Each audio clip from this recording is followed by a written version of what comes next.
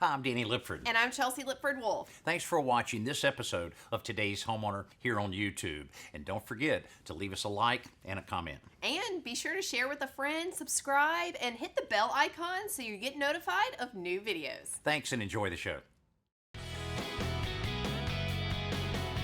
This week, Today's Homeowner is exploring some easy exterior upgrades. If the outside of your place could use a little sprucing up, you don't want to miss this. Now, why are you sweating so much? Man, it's a lot of work right here now.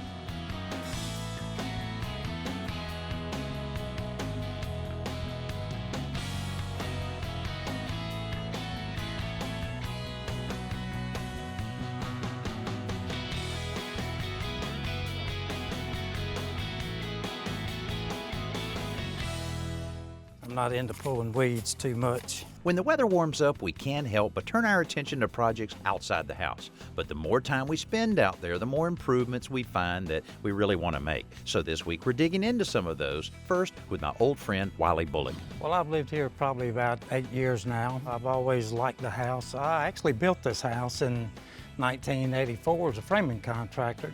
I always loved the layout, you know, big room inside that I always look for. I like the yard. I had a lot of trees at one time. And I always thought I'd buy this house one day, and turns out I did. Got a lot of good topsoil around here. My first thought when I bought the house was all I had to do is blow the leaves up around the trees and there'd be no maintenance whatsoever. It just didn't turn out that way.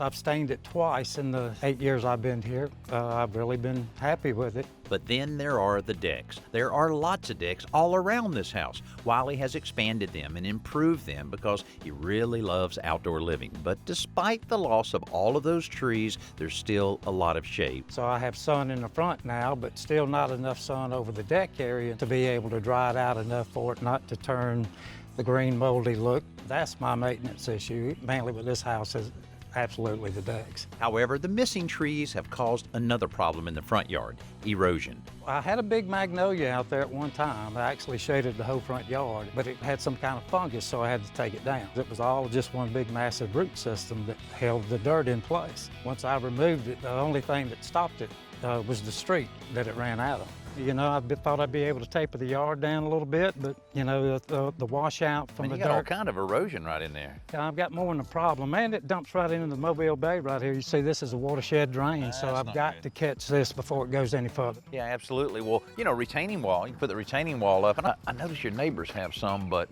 I don't think that's the way they're supposed to be installed. No, I think they've got a little bit of a sinking problem. It looks like it. We could go along right in here with it, and then let it kind of come around some way or the other and taper that out, and no mortars needed, no concrete's needed. What about this deck up here? You know, it's kind of weird. You got a kind of an oddball house anyway with two decks. That one looking pretty good. But this is the one, your main entrance. Looks a little weathered there. Well, it does. It just don't get any sun. The power washing and the bleach, I do that, of course, annually, but there's got to be something out there that would probably help it look a little bit better and stay looking better. So that's the challenge, a cruddy deck and an eroding hillside. The first step is a trip to the local Home Depot to check out materials for the retaining wall before Alan joins us to attack that dirty deck. Well, you have everything? You darn right, man. Let's get going here. First thing we got to do is get rid of these 200 plants you got here. Y'all good? Yeah. You're not holding anything anyway. Yeah. Oh, I need too bad. No, I need too bad. All right, Alan, it's all yours, man. All right, thanks. You know, we're really fortunate that this deck has not been stained or sealed before. That way, all I have to do is clean it off real well. And then I've got this wood cleaner.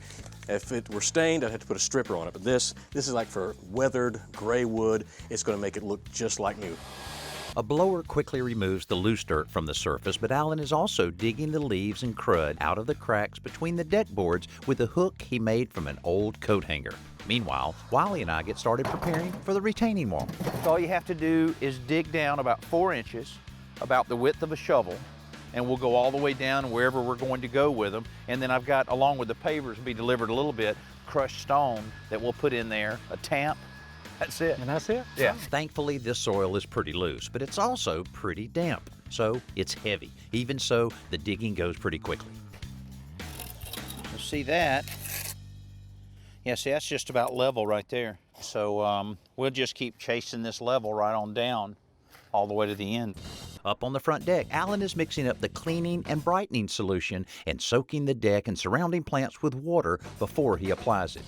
Then he scrubs the surfaces with a stiff brush and rinses them clean with water. Pretty light work compared to the digging and lifting we're doing. And that wasn't too bad, only a couple hours to get all of this part ready. Well, you're not pushing this wheelbarrow. This limestone base material will create a solid foundation for the blocks we're using to make this retaining wall. Paved stone distributes this stuff in bags, which makes it very easy to pour it into a narrow footing like the one here. You know, we had about a 4-inch drop from there to there, so... Yeah, so we got a little bit more building up to do in that area then, don't we? Once we have a level grade established, we can start packing the base down with a tamp. Then we fine-tune it with a level as we work our way along the footing. While we're wrapping up this, why don't you check in with Joe for this week's Simple Solution. When in the workshop, I typically like to clean up at the end of the project, except when I'm working with metal. These metal shavings can be pretty sharp and dangerous, so I like to clean up as I go. And here's a quick way to do that. We're going to pick up the metal shavings with a magnet. This is a magnet from a kid's toy game. But rather than just using the magnet, here's the real trick. Take the magnet and put it in a plastic grocery bag. And then you can use the magnet through the bag to collect the shavings. See how quickly that works? Right onto the bag. And then even here down here on the floor, just slide the bag along. And you see how quickly and easily it gets all the shavings. And now here's the real trick. Pick up the bag and turn it inside out and then pull out the magnet. And you want to end up with all the shavings are trapped in the bag. Then you just wrap it up, toss it out. We're tackling some exterior maintenance chores this week with my old friend Wiley Bullock. Yesterday, we cleaned his mildew-covered front deck and prepared the foundation for a new retaining wall to corral some erosion. This morning, while the deck is drying, it's time for the heavy lifting. Hey, it took about a half a day for Wiley and I to get everything ready and the ditch dug, our foundation base material in place, and it tamped really well. So now the fun part in being able to install the retaining blocks. And these will be real easy to install, and it'll be a very attractive and permanent solution to the problem that Wiley's been having. These wall blocks come in different widths and thicknesses that allow you to create a pattern that's a little more interesting than just one block over another. A lip on the back of each block helps position them so that they don't topple over forward, and in between the courses we're applying landscape adhesive to avoid any shifting. Oh, look at this, Daniel. Just like my mom used to call me, Daniel. I'm seriously gonna knock you in the head if you keep doing that. Stop. I'm backfilling. Not yet. I need to be able to get to the back of these. Lord, that's looking good. Who did this foundation? Thank you, thank you. Yeah. As you lay the first row, you may occasionally have to make a few adjustments to the base to stay on a level course. Oh, sorry, right on it, right on it. Right on it. That little hook on the back of it is perfect when you think about the amount of pressure that you'll have as far as the dirt and the water that can build up behind it. And also this is kind of cool because it's not sealed up. Like if you had a block wall, you're just holding back all of that water, and there's all kinds of problems. You'll have the creation of effervescence, that white chalky material on the front of the block. This way it leaches out just a little bit, doesn't make any deposit at all, and it'll keep the pressure off the wall, and it'll end up looking great. I'll tell you what, a couple more hours, this thing will be ready for Wiley to take over on the landscaping. The progress speeds up and slows down depending on how many adjustments need to be made as the wall spreads out. The good thing about working with a friend is you can make yourself at home when it's time to break for lunch. You built all this stuff? Yeah, I actually built it. I added on to it, made it the size that it needed to be to have people over. And you have a bed. I mean, and I have a bed for the hard day. Wait. Hard day for you is like 2 hours of work, 6 hours right here. Yeah, I know. I don't know how I got that reputation, but I sure got it. Once we go back to work, we get a clue about how Wiley got that reputation, while Alan and I are churning away on the wall. Wiley spends an awful lot of time taking phone calls. For a few days, the thing was very quiet. Get them okay, I appreciate it. Thank you. Business don't stop. Despite that slowdown, soon we're putting the cap blocks in place. The pie shape of these things allow you to alternate the angles as needed to follow the curves of the wall. You may need a few taps to the front and back to straighten out the lines, but once that's done, I can finally do the backfilling I've been waiting to do all day. Man, why are you sweating so much? Man, this is a lot of work right here now. I tell you, it's been an all-day effort, but it sure looks good, don't it? You sound like you did it all by yourself. Well, I did. You just showed up in front of the camera here, you know. I said, It does look good, though. I'm real happy with it. I like the top of the cap, and of course the pattern's different too. Because we still got the deck. It's dry, the sun's moved out of the way because we don't want to put it on direct sunlight. So it's ready. So while I'm all along with my backfilling, Alan and Wiley get started on the deck. This penetrating wood stain they're using is from flood, and in addition to protecting the wood from moisture, it also protects it from ultraviolet rays and sunshine, kind of like a sunscreen for the wood. I like the natural look, you know. Wiley has chosen a natural wood color to contrast with the dark stain he used on the siding of his house. So you actually had a lot of plants up here. I've killed a lot more now. I experiment, I guess, you know. I think I just like to plant stuff and dig it up next year, the way it works out. But This stuff goes on almost white, but then quickly dries to a natural wood tone. if I painted for a living, I wouldn't make very much money. Especially because I'd probably never finish a job. So the referrals would be really few. Once the edges and rails are cut in with a brush, the larger areas can be covered with a roller. Then they back brush the stain to force it into the pores of the wood. While these two wrap up the deck, let's check in with Jody for this week's Best New Product. Okay, let's talk a minute. You don't have to do a major renovation in a room to get a fantastic look. You can just do very simple projects, say like hanging crown molding. But in order to really do those projects quickly and efficiently, you need a pneumatic nailer. And chances are you're gonna also need to have a compressor, and you're gonna need to have a hose. And instead of buying those things independently of each other, why don't you get a kit? Well, look right here. Porter Cable has done just that. They've put this great little combo kit together. You've got a 6-gallon air compressor, you have a 25-foot hose, and you've got this awesome pneumatic nailer. Now, this is a 16-gauge finish nail driver. It's not a brad nail. So this is a great gun to have in this kit. So whether you're doing a small project or you're doing a large project, this is definitely the tool to have. Now, it goes up to 150 PSI, so you can get a lot of punch when you're working. If you dial it down to 90 PSI, then you get more of a continuous recovery so that you can move really quickly. And what I like best about this is the price point. It's very affordable.